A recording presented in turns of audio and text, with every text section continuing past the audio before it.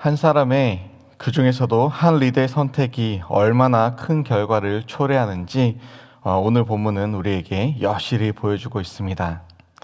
전도서 2장 18절과 19절에서 솔로몬은 이렇게 기록하였습니다. 내가 해 아래에서 한 모든 수고에 대하여 내가 내 마음에 실망하였도다. 그 사람이 지혜자일지 우매자일지야 누가 알랴마는 내가 해 아래에서 내 지혜를 다하여 수고한 모든 결과를 그가 다 관리하리니 이것도 헛되도다.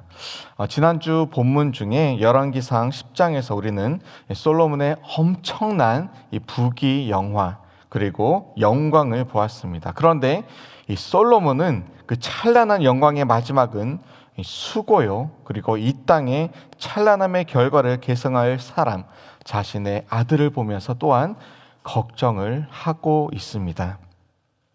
르호보암이 누구입니까? 이 솔로몬이 왕이 되기 한 해 전에 이 암몬 여인 나아마와의 사이에서 얻은 아들이었습니다.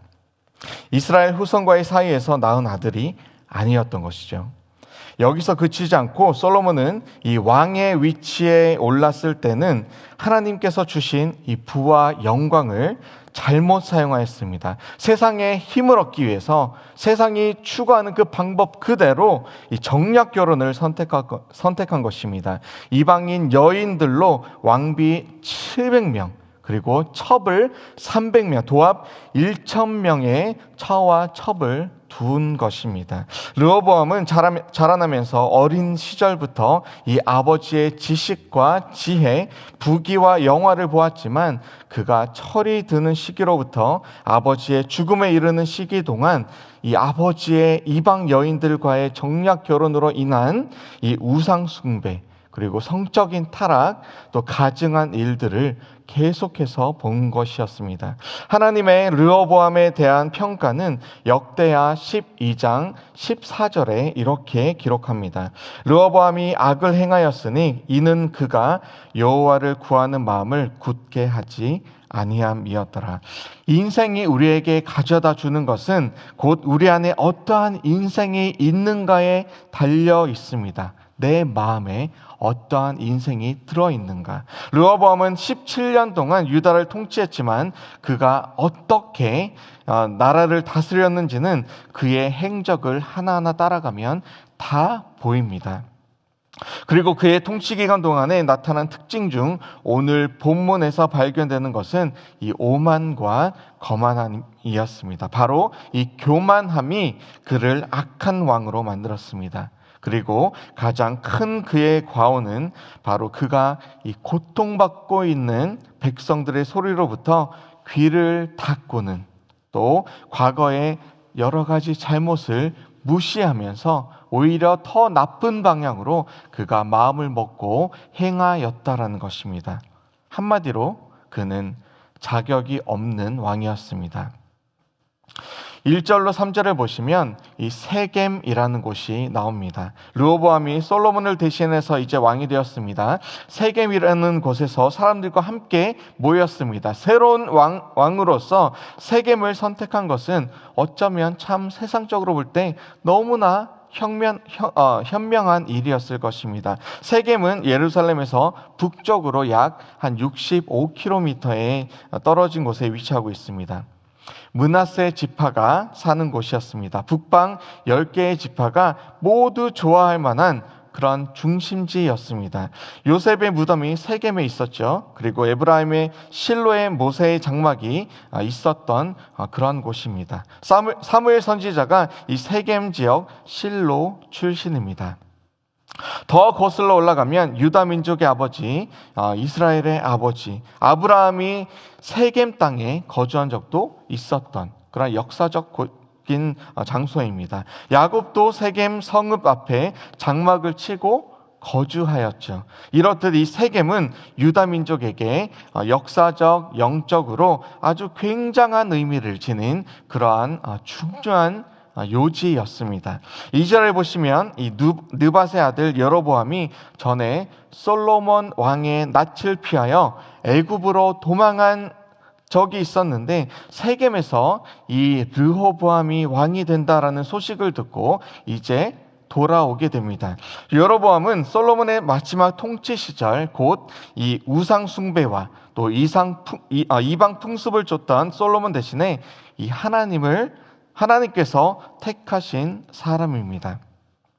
10개 지파를 그 손에 주신다고 약속하셨습니다. 솔로몬은 이 소식에 분개했고 여로보암을 죽이려 하였습니다. 그는 애굽으로 도망쳤고 새로운 왕이 이제 세워진다라는 이 소식을 듣고 돌아왔습니다.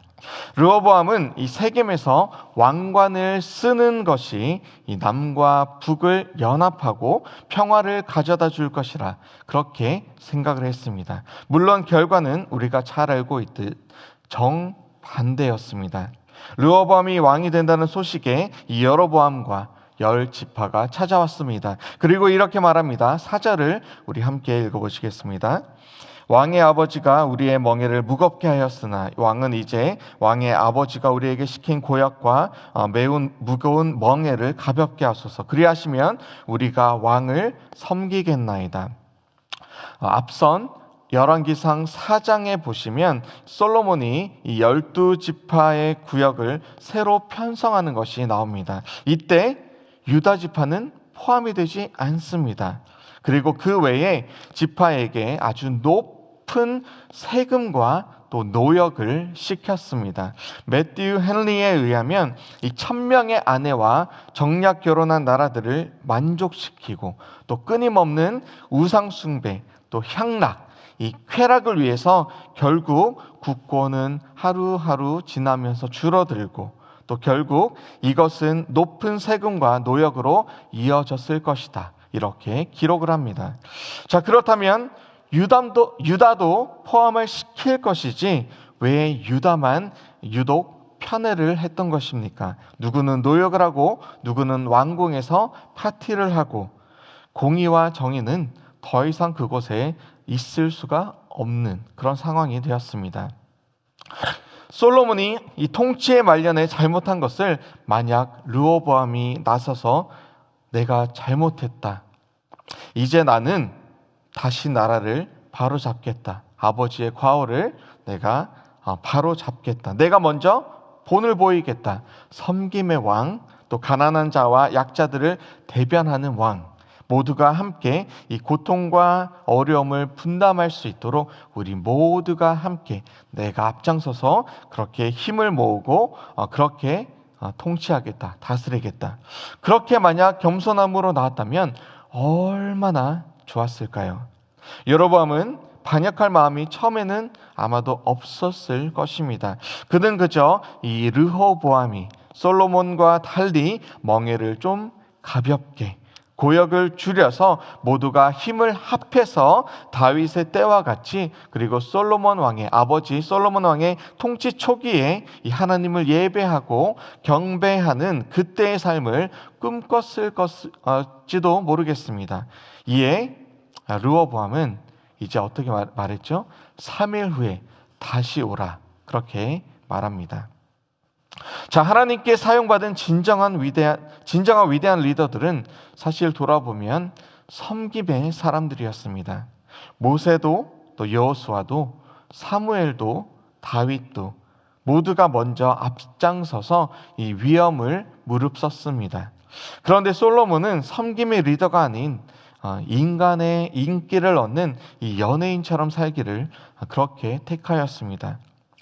인기 영합주의가 삶의 신조가 되었습니다. 이방 여인을 가져왔죠. 이방 신을 섬겼죠. 그리고 자신의 처첩이 섬기는 그 우상을 함께 섬겼습니다. 쾌락을 쫓았습니다. 그리고 이제 그의 아들 르호보암도 솔로몬의 이 어두운 면을 쫓아갔습니다. 하나님의 아들 예수 그리스도가 이 땅에 오셨을 때 그는 섬김을 받으러 온 것이 아니라 섬기러 오셨다라고 말씀하셨습니다. 그리고 제자들을 이끄실 때에 섬김으로 그는 본을 보였습니다. 종이 주인에게 하던 이 발 씻기를 자청하셨죠. 십자가의 죽으심으로 이 섬김의 리더십의 결정체가 되셨습니다. 그런데 이 솔로몬의 아들 르호보암은 백성들을 더욱 이 괴로움에 밀어 넣음으로써 그 자신이 섬김을 받고자 하였습니다. 자, 르호보암에게 3일이 주어졌습니다. 그런데 본문 어디에도 그가 기도로 하나님 앞에 나아갔다, 하나님 앞에 부르짖었다, 혹은 제사장들이나 이 선지자들을 찾아서 조언을 구하였다, 그런 구절이 단 한 구절도 없습니다. 그가 한 것은 그저 원로에게 조언을 구하고 그리고 젊은 신하들에게 또 조언을 구하는 것이었습니다. 그런데 이 어느 쪽이든 원로든 젊은 신하든 하나님을 기쁘시게 하는 조언이 아닌 인간을 기쁘게 하는 그러한 인간적인 조언을 할 뿐이었습니다. 원로들은 백성을 후대하여서 기쁘게 하고 또 좋은 말, 선한 말을 하라고 합니다. 그러면 영원히 왕의 종이 될 것이다 라고 말합니다. 자, 여기에 3장이 있습니다. 누가 왕이요? 누가 주인입니까? 지금 이 대화의 중심은 왕입니다. 백성들에게 잘하고 그들이 좋아하는 말들을 하고 기쁘게 하고 선한 말을 하여서 왕의 종, 르호보암, 당신의 종이 되도록, 그것도 영원히 왕을 따르는 종이 되라라고 그렇게 원로들이 조언을 하고 있는 것이죠.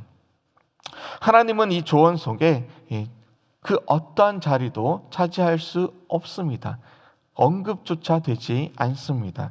하나님이 없죠. 왕이 중심입니다. 마치 이 솔로몬이 하나님의 축복, 이 지혜와 지식, 부와 재물과 영광을 얻고는 그 모든 것을 나누어 받은 백성들이 결국 하나님을 찾는 대신 우상을 찾는 것처럼 르호보암이 원로의 조언대로 인간을 기쁘게 하는 선택을 하였다고 하면 그 결과는 결국 또한 인간이 중심이 된 이 타락의 길로, 우상 숭배 길로, 자신을 섬기는 그 길로 반복할 뿐이었습니다.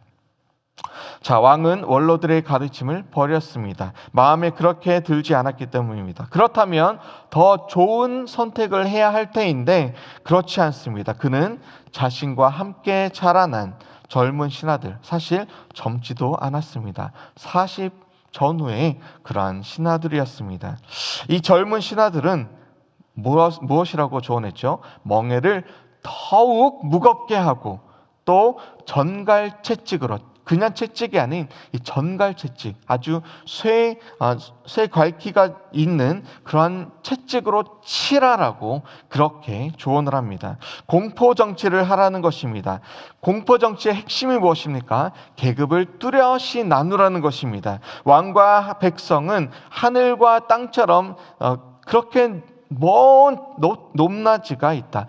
급이 다른 사람들이다. 그리고 이 공포 정치에는 힘을 과시하는 것이 고통을 주며 그리고 노역을 더욱 강하게 하는 것이 가장 효과적이다라고 이렇게 젊은 신하들이 잘못된 그러한 조언을 하고 있는 것이죠. 원로들의 가르침도 그리고 젊은 신하들의 그러한 조언도 어느 쪽도 사실 하나님을 기쁘시게 하는 가르침은 아니었습니다. 사울의 악행에도 나라가 갈라지지는 않았었습니다. 다윗의 죄악에도 나라가 이렇게 무너지지는 않았었습니다. 솔로몬이 그 찬란한 영광을 하나님께 돌리는 대신에 자신의 영광으로 취하고 또 우상을 섬기기 시작하고 또 10개의 지파의 이 수많은 노역으로 그의 임기 내내 어려운 그러한 노역을 담당시켰을 때에 이미 이스라엘의 균열은 시작되었습니다. 그리고 마침내 이 교만한, 이 오만한 르호보암이 스스로 세상의 중심이 되고자 하였을 때 이 백성을 돌보는 대신에 이기적이며 포악한 스스로 높아진 왕이 되었을 때에 그 결과는 갈라짐과 파국이었습니다. 내 선택이 항상 옳지는 않습니다. 르호보암의 선택이 옳지 않았습니다. 3일 반낮 고민해도 하나님께 만약 엎드리지 않고 또 겸손하게 기도하지 않고 하나님의 그 뜻을 구하지 않는다면 공동체를 살리는 대신 죽일 수도 있고 나라를 죽일 수도 있는 이러한 결정이 나올 수 있음을 오늘 본문 말씀을 통해서 우리는 철저히 다시금 마음속에 새기고 또 돌아보아야 할 것입니다. 사랑하는 성도님 여러분, 우리가 큰 소리 내고 싶을 때에 잠시 엎드리시고 주님을 한번 더 바라보시면 좋겠습니다. 다른 사람을 죽이는 것은 아닙니까? 만약 내가 그때에 혹 3일 동안 잠시 멈춰 나를 죽이고 기도 가운데 주 앞에 나아간다면 공동체가 살아날 수 있을 것입니다. 내 안에 르호보암은 죽고 주님께서 또 하나님의 뜻이 온전히 살아나실 수 있도록 나를 내어드려서 이 화평과 하나됨이 우리 가운데 넘쳐나기를 주님의 이름으로 축원합니다. 우리 함께 기도하시겠습니다. 하나님 감사합니다. 오늘 본문 말씀을 통하여서 또 우리에게 가르쳐 주시고 깨닫게 해주시니 감사합니다. 하나님, 우리가 어떠한 소리를 들어야 합니까?